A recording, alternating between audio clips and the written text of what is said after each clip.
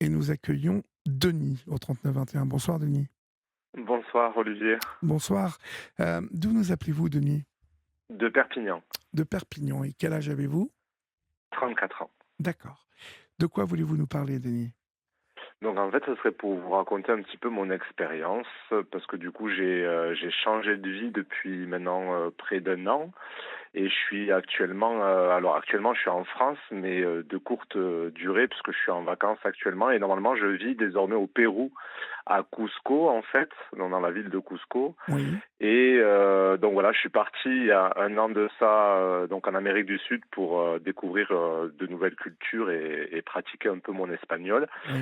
Et en fait, je suis tombé amoureux d'une ville et d'une famille chez qui je vis aujourd'hui et qui a donc une agence de voyage francophone à Cusco Oui. et qui a la particularité d'avoir une association en fait qui vient en aide aux écoles rurales des Andes, donc une association française et qui est donc installé également à Cusco et qui intervient auprès des écoles rurales. Et moi, maintenant, depuis plus de 10 mois, en fait, j'interviens dans cette association et donc je mène des actions auprès des enfants des Andes. D'accord. Voilà. C'est merveilleux. Merveilleux. Vous Ouais, avez c'est super. trouvé votre voie, Denis. C'est ça. Ça, c'est génial. Vous Du coup, n'étiez pas du tout parti pour ça? non. Alors à la base, moi, j'étais déjà dans le social en France. J'avais travaillé plusieurs années en centre de loisirs où j'avais dirigé des centres de loisirs et également des structures pour personnes en situation de handicap. Mais du coup, voilà, là, j'étais parti vraiment un petit peu justement pour retrouver ma voie et peut-être me reconnecter avec des choses un peu plus essentielles, on va dire. Et c'est ce qui s'est passé à Cusco. Et là, pour le coup, c'est vrai que cette association, en fait, elle met en place pas mal de choses. Elle aide vraiment des écoles dans des villages, on va dire, isolés de la région de Cusco, donc qui sont vraiment défavorisés. Oui. Et donc ils vont donc acheter des fournitures scolaires, créer des bibliothèques, ludothèques et organiser des voyages scolaires au Machu Picchu, par exemple, Oui. pour Oui. l'épanouissement culturel des enfants, parce qu'ils connaissent pas du tout donc leur patrimoine au final. Oui. Et je pense que j'avais besoin, voilà, de me reconnecter avec, en tout cas, on va dire, une entreprise ou une association à hauteur d'homme, on va dire. Et là, c'est un peu comme une famille, en fait. Donc, tout se fait tous ensemble, à petite échelle, mais avec de petits moyens, on arrive à faire de grandes choses pour des enfants qui en ont besoin. Voilà. Oui, c'est génial. Et en fait, ce sont des familles pauvres, je suppose, hein, qui sont Oui, en concernées? fait, ouais, ce sont des communautés rurales, on va dire, donc si vous voulez, qui vivent essentiellement de l'élevage, de l'agriculture, et souvent, voilà, c'est par exemple, c'est des communautés qui vivent à 3 heures à peu près de Cusco, Oui. mais la plupart d'entre elles ne se sont jamais rendues à Cusco, elles ne connaissent que le petit village situé à côté de leur communauté. Là, en ce moment, on travaille avec une école à 3000, à 4000 mètres d'altitude.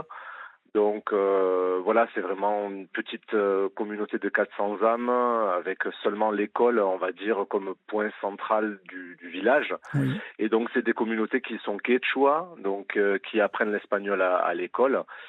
Et donc tout notre intérêt à nous, en fait, à travers donc l'agence de voyage solidaire qui s'appelle Trekkinka, et donc l'association qui s'appelle A Solidarité Trekkinka, l'objectif c'est vraiment de développer en fait un tourisme, on va dire, éthique, où voilà, il y a une partie en fait des rentrées financières de l'agence de voyage qui va systématiquement à l'association pour aider en fait les communautés locales.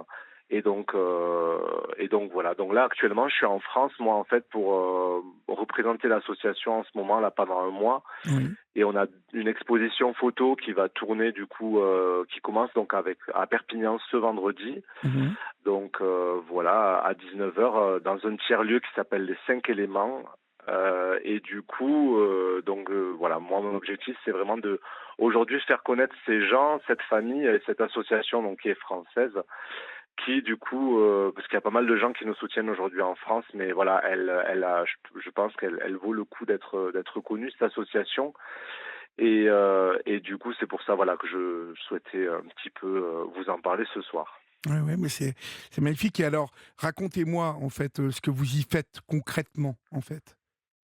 Alors moi, j'organise surtout des journées solidaires en fait, où Oui, lorsque par exemple il y a des touristes francophones qui se rendent à l'agence donc sur Cusco, donc à Trekinka, moi je leur propose en fait via l'association de rencontrer en fait les enfants de la communauté et de participer à un échange interculturel oui, où oui, au travers du jeu, au travers voilà de la lecture, puisque c'est des enfants qu'on essaye aussi beaucoup de sensibiliser à la lecture, puisque la plupart d'entre eux n'ont pas cette habitude de lire à la maison, où le livre, c'est vraiment le rapport au scolaire, on va dire. Il n'y a pas cette idée d'imaginaire, d'éveil ou, voilà, ou de loisir.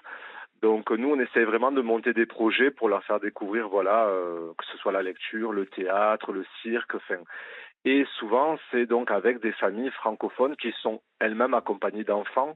Donc c'est intéressant parce qu'on arrive à créer le lien entre des enfants francophones et des enfants quechua. Donc et à travers le jeu, finalement, on se rend compte que c'est un langage universel et il y a quelque chose qui se passe, quoi. Voilà, c'est des familles, c'est des enfants quechua du coup qui vont découvrir d'autres univers, une autre oui. langue et c'est super riche pour eux. Donc moi, j'organise surtout ces journées solidaires. On organise également un grand jeu sur Cusco, inspiré donc d'une émission de télévision donc qui s'appelle Inca Express, où il y a des équipes en fait qui vont découvrir Cusco et qui vont jouer au profit de l'association. Donc c'est le même principe que la célèbre émission, donc voilà, je tairai le nom, mais qui est assez Oui, oui, oui. explicite. Voilà, on a On tous voit à peu compris, je près. pense, à Ouais, peu près. Donc l'objectif, c'est vraiment, voilà, c'est sur ce principe-là, c'est faire découvrir la culture inca et jouer au profit de notre association. Donc les gens qui s'inscrivent au jeu, voilà, donc retrouvent toutes les caractéristiques du jeu qu'ils connaissent bien, mais sur la culture, voilà, quechua, inca, et donc de manière ludique, en fait, ils se divertissent et en même temps ils apprennent des choses et ils aident une association qui est la nôtre. Donc voilà, et sinon en France, ben moi essentiellement, mon objectif c'est de rencontrer des futurs partenaires, des entreprises ou des particuliers qui veulent bien effectivement nous faire confiance en nous faisant un don ou en nous aidant bénévolement à nous faire connaître également.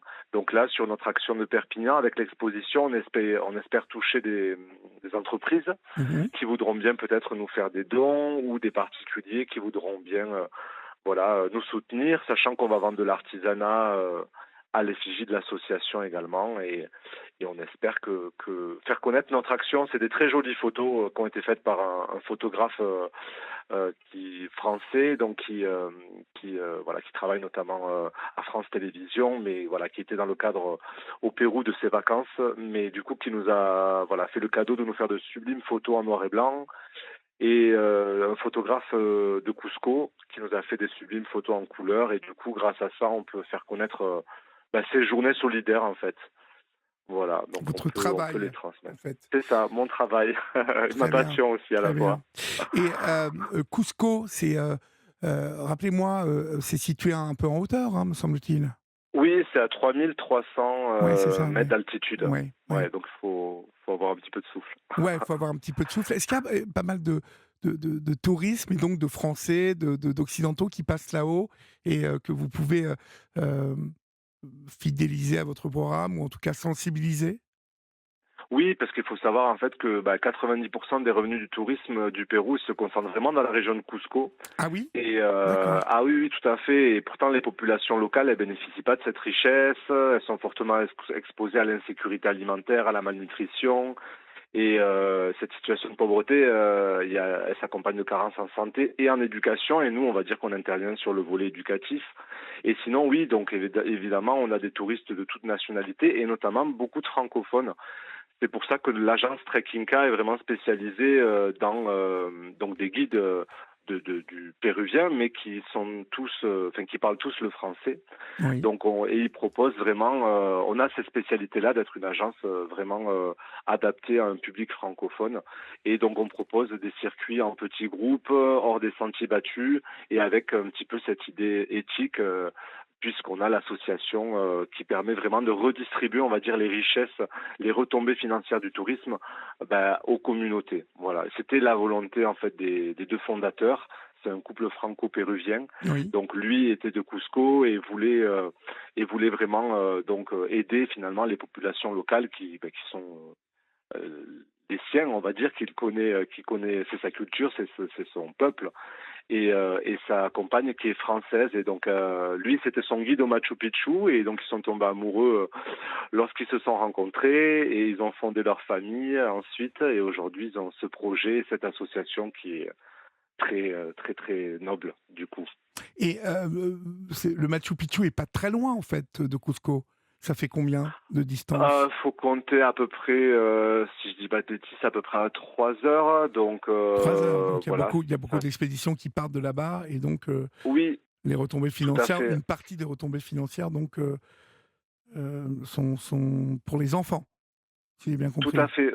Tout à fait. En fait, nous, avec l'agence, on organise des circuits sur tout le Pérou, donc que ce soit au départ de Lima, donc de la capitale, Oui. mais aussi voilà des treks comme le chemin de l'Inca, donc qui du coup va le Camino Inca qui va justement jusqu'au Machu Picchu.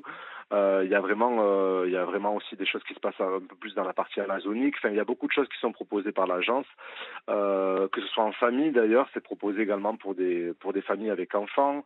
Enfin, il y a des treks qui sont adaptés pour tout type de profil, on va dire. Oui. Et c'est là où c'est intéressant, c'est toujours en petit comité. On n'est pas dans du tourisme de masse, toujours dans cet esprit en fait de respecter les populations, les communautés qu'on peut visiter également lors d'éventuels treks ou quoi que ce soit. Donc on est toujours sur des petits groupes et vraiment on est sur des treks qualité francophones et qui sont à la fois éthiques puisque voilà il y a des actions en parallèle pour aider les communautés et notamment les enfants des écoles rurales des Andes. D'accord. En fait, vous avez 33 enfants, hein, dans cette école rurale dont vous vous Oui, occupez, et qui n'est pas à Cusco même. Elle est située à non, 3 tout à heures de fait. Cusco. Ouais, elle a 3 heures de Cusco et à 4000 mètres d'altitude, ouais. Donc C'est justement, c'est important que les familles en fait. vous avez choisi une sacrée vie, dites donc. Oui. Ah bah oui, quand même. C'est totalement un changement radical quand même, même si vous étiez dans Dans le le social. social. Ouais. Là, Bah pour le dites-moi coup, c'est dites-moi, parlez-moi un peu de cette vie là-bas, de votre quotidien là-bas, de ce qui change dans votre vie, de ce que vous avez dû, adapter, ouais, et puis peut-être, ce que vous en retirez de cette vie et de bien cette sûr. nouvelle vie. Dites-moi, racontez-moi un peu. Bah du coup, en fait, quand moi je suis arrivé à Cusco, ça a été un peu comme, je sais pas comment expliquer, c'est assez bizarre, mais une intuition. Je me suis dit que quand je suis arrivé donc dans cette famille qui m'a rapidement parlé d'eux, je me suis dit que j'étais tombé au bon endroit et que je pense que ce que je cherchais, je l'avais trouvé. Et effectivement, ça s'est révélé positif avec l'expérience ensuite, en faisant d'abord un trek avec eux, puis en rencontrant les écoles rurales des Andes. Mais surtout, ce qui m'a plu, c'est, je pense, la simplicité des gens. Au Pérou, les choses, je trouve qu'elles sont simples, en fait, comme ils disent toujours, en fait, eux, les Péruviens, il n'y a pas de problème, il n'y a que des solutions. Et c'est vrai que souvent, quand on est confronté à certaines situations, comme dans l'animation ou dans des actions comme nos missions auprès des écoles rurales des Andes, on peut être parfois confronté à des difficultés, qu'elles soient financières ou ou logistiques. Oui. Mais il y a toujours des solutions et on arrive toujours à trouver un coup de main, des gens qui nous tendent la main, des gens qui, ben, vraiment. Et j'ai été surpris parce que pas habitué peut-être à cet optimisme, on va dire. Et je pense que c'est surtout ça qui m'a séduit de voir que finalement, ben là aujourd'hui par exemple, je vis d'un SMIC péruvien, hein, donc ce qui est 300 euros à peu près français. Mais voilà, je suis nourri, logé par la famille avec qui je vis, et en fait, c'est là où on se rend compte que le plus important, c'est d'avoir un toit au-dessus de la tête, à manger dans son assiette et de faire surtout quelque chose qu'on aime en fait. Et je Oui, pense qu'à oui. partir de là, ben, on est vite on trouve vite un équilibre. Et en tout cas, moi, c'est ce qui s'est produit et la gentillesse des gens, effectivement, la gentillesse des gens et de voir qu'il y a encore des gens qui ont la main sur le cœur, qui font des choses parce qu'il y a vraiment des vraies valeurs derrière, parce qu'ils sont sincères, sans forcément qu'il y ait d'intérêt ou financier, parce que on est vraiment une petite association, hein, donc Ouais, ouais, c'est ouais. vraiment à taille humaine, donc c'est là où cette simplicité-là, voilà. Et du coup, je me suis dit que bah ouais, ça existait encore. Et pour l'instant, honnêtement, là, je suis en France. Je suis très heureux parce que je revois ma famille, mes proches, et je défends également cette exposition photographique ce mois-ci. Et je trouve ça super comme projet. Oui, Mais honnêtement, voilà, je me dis que bah, la vie au Pérou commence à me manquer déjà un petit peu, oui. et mon action aujourd'hui, elle est là-bas. Et voilà, et je suis très fier de pouvoir défendre cette association française, voilà, qui du coup œuvre ailleurs qu'en France, et je trouve ça beau aussi de on va dire, d'externaliser un petit peu, et de pas forcément que se concentrer parce qu'en France, il y a énormément de choses à faire évidemment, mais je pense que voilà, au Pérou en tout cas, c'était la volonté de ce couple qui a créé cette association et cette agence, donc franco-péruvien, Claire et Juan, que je salue, qui Oui, m'écoutent. oui. Ah, il vous écoute Et là? oui, tout à fait, oui. Je pense en tout cas qu'il m'écoute là. Il est 6 heures de moins Oui, oui, oui, au il est Pérou. 6 heures de moins, il est 6 heures de moins. Ouais, On les salue mais d'ailleurs. Salut les gars, oui, on les salue. hein. Hola, hola. Il parle, oui, il parle Oh là, oui, il parle les deux, il français et parle. espagnol, oui, oui. OK, très bien.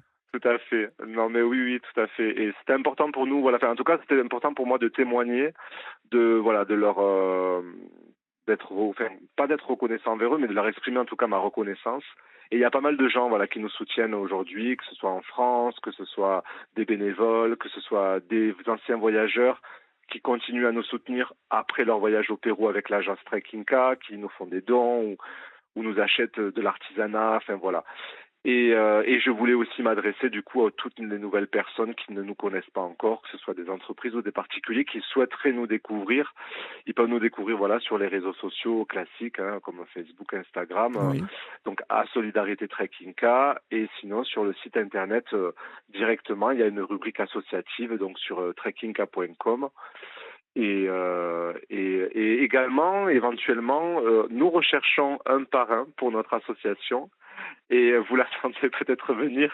oh bah, Mais je la du sens coup, à je chaque fois voulais. venir, hein. Voilà, c'est ça, j'imagine. Du coup, je vous le propose. Sachez, Olivier, que si vous voulez soutenir notre action, en tout cas, vous êtes le bienvenu parmi nous. Très bien, bah, Voilà. le message est entendu déjà. Merci. Très bien, très Merci bien. Et beaucoup. alors, vos 2 amis là-bas qui nous écoutent, Oui. eux, quel est leur rôle là-bas? Du coup, donc il y a Juan, donc qui lui est guide de haute montagne, qui s'occupe vraiment de toute la logistique en fait de l'organisation des treks. Donc c'est lui qui va contracter avec les muletiers, les cuisiniers, parce que c'est vraiment des treks qui sont organisés de A à Z avec tout le dispositif nécessaire pour que les gens soient vraiment à l'aise et profitent du moment. Donc voilà, il y a Claire du coup qui elle, on va dire, est coordinatrice de l'agence, donc qui va plutôt recevoir les appels entrants et gérer les demandes. Et ensuite, il y a ma collègue Séverine également qui est à Lima, qui nous écoute également, que je salue aussi, qui elle, du coup, donc réceptionne toutes les commandes et prépare, enfin les commandes, en tout cas les demandes des gens en termes de circuits et excursions. Et elle va préparer un petit peu tout le voyage des gens. Elle va venir les accueillir également à l'aéroport à Lima. Et voilà, elle s'occupe de tout ce qui est administratif avec eux. Et voilà. Et donc après, il y a moi qui m'occupe de l'association. Voilà. Bon, tout ça est très excitant, en tout cas quand on vous écoute, on sent que c'est le bonheur là, hein? Oui, tout à fait. Ouais, ouais, Du coup, c'est je me suis dit, je vais partager ça avec tous les gens qui nous écoutent. On a des gens sur Toulouse également, parce que l'association, à la base, son siège social est à Toulouse. Et donc, il y a le trésorier, donc Juanito et sa compagne Iris, donc qui sont trésoriers de l'association, qui nous écoutent également et que je salue, car ils nous soutiennent, eux, directement en France. C'est grâce à eux. Donc, on a besoin d'intermédiaires également ici. Et c'est eux qui font le lien avec, on va dire, les Français qui nous soutiennent. Voilà. très bien. Et donc aujourd'hui, votre association Oui, aurait besoin de quoi? Bon, d'argent bien évidemment, mais est-ce qu'il y a d'autres choses bien dont vous évidemment. vous auriez besoin? Ben oui, du coup, on a cette exposition qui débute, donc c'est une exposition photo de 40 photos, une série de 20 couleurs et 20 noirs et blancs. Donc, Oui, et en fait, on souhaiterait trouver d'autres lieux d'exposition en France, et notamment, pourquoi pas à Paris, puisque du coup, bon, bien évidemment, à la capitale, ça serait l'idéal bien pour nous sûr. de pouvoir exposer. Mais voilà, on a jusqu'à présent trouvé donc certains lieux à Toulouse notamment, peut-être en Bretagne et là actuellement dans le sud de France, qui sont gratuits parce qu'évidemment nous on n'a pas les moyens malheureusement de louer une salle. Oui. Voilà, mais donc on chercherait, on va dire, un endroit un peu emblématique Vous ou en vous tout êtes cas adressé qui à a. la Maison d'Amérique latine, parce qu'on ne sait jamais, ils pourraient, peut-être, être séduits par votre projet, ou vous aider à trouver un endroit? Bah, on est soutenu déjà par France Amérique latine, qui est une grosse association Ah qui a à voir, nationale. à mon avis, avec, la Maison de l'Amérique latine à Paris alors, Ouais, je pense. ouais. D'accord, d'accord, d'accord. Donc, faudrait que je vois avec eux, effectivement, si sur Paris, ils pourraient nous trouver des salles. Après, voilà, j'imagine que c'est pas toujours évident de trouver des salles gratuites, c'est toujours le problème. Mais voilà, c'est vrai que c'est un peu, voilà, c'est aussi un peu l'appel que je souhaitais faire ce soir, c'est-à-dire que s'il y avait des, voilà, des organisateurs, que ce soit de festivals ou de salons sur le thème, on va dire, des solidarités ou même du voyage, qui seraient intéressés de présenter notre association ou voilà, ou des lieux culturels, des médiathèques ou des salles d'exposition qui seraient intéressants d'accueillir notre exposition photo. Voilà, on a tous les documents nécessaires à leur présenter pour leur montrer que voilà, c'est sérieux et que ça le mérite d'être connu en tout cas. Très bien. L'association s'appelle Asso Trekinka, Alors c'est Asso à Solidarité, à Trekinka, Solidarité à Solidarité Trekinka, c'est ça. et on vous retrouve sur quelle adresse mail? Donc l'adresse mail c'est assotrekinka@gmail.com. D'accord, et si vous, on reportera ça bien évidemment sur, notre page Facebook, et puis si vous voulez, le contact de Denis, nous vous le donnerons bien évidemment Tout à hors fait. antenne, chers amis. Merci Denis, merci les Merci amis à là-bas vous au de m'avoir Pérou, qui accueilli. nous écoutaient. Ça fait toujours drôle de savoir que la voix là, d'un seul coup, avec une petite C'est ça. seconde de retard, eh bien traverse, l'univers comme ça et bim, arrive au Pérou. Là-bas, on vous salue, tous qui nous écoutez là-bas, et puis vous Denis, on vous dit bravo pour ce choix, de vie, fait pour les autres, et puis, on vous souhaite, vraiment, plein de belles choses. Au revoir mon cher Denis. Merci, Au revoir. merci, à bientôt, au À revoir. bientôt, au revoir.